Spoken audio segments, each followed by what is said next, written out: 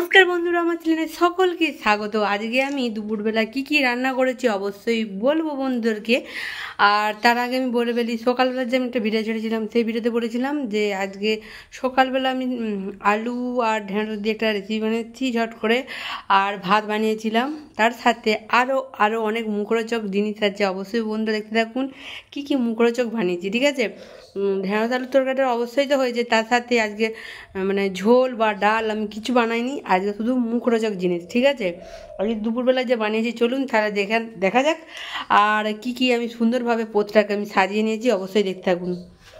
এখানে আমি একটা খুব সুন্দর করে একটা থালা নিয়েছি, থালা নিয়ে এটাকে খাবারটাকে খুব সুন্দর করে এবারে সাজিয়ে দিয়েছি। এখানে আমি কি আছে একটু বলে দিই বন্ধুদেরকে। এখানে রয়েছে ভাত দিয়েছি, ভাত আছে, আর এটা হচ্ছে ঢেঁড়স আলুর তরকারি, এটা আছে সাদা আলু, একদম হলুদ আমি দিইনি, কাঁচা লঙ্কা দিয়ে এমনি রান্না করেছিলাম। আর একটু লালচে ভাব হয়েছে কারণ সরষের তেল দিয়ে বানিয়েছি তো, ওই জন্য প্রচুরটা একটু লালচে ভাব হয়েছে। আর এটা রয়েছে তোমার কি বলবো, ওটা আছে চুনো মাছ। ঠিক আছে, চুনো মাছ বলতে মোরলা মাছ, এটা হচ্ছে মোরলা মাছ। এটা দেখতেই পাচ্ছেন মোরলা মাছ, ছোটো ছোটো মোরলা মাছ, এটা মাথাটা ভেঙে গেছে। পেঁয়াজ কুচি তেল লঙ্কা করে আর মেখেছি। ঠিক আছে, এ দেখতে পাচ্ছেন পেঁয়াজ কুচিছি, পেঁয়াজ কুচানো আর তেল লঙ্কা করে মাখা মোরলা মাছ ভাজা। আর ওটা হচ্ছে কলমি শাক ভাজা।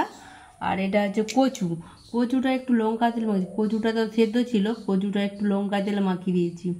কচু আলু মানে মাখা আর শাক ভাজা। আর রয়েছে তোমার হচ্ছে মাছ আর পোস্ত আর ঢ্যাঁড়স। ঠিক আছে, আজকে এটা রান্না করেছি, মানে মুখরোচক একদম, ঝোল ডাল কিচ্ছু নেই। আর এইটুকু আজকে রান্না করেছিলাম দুপুরবেলা।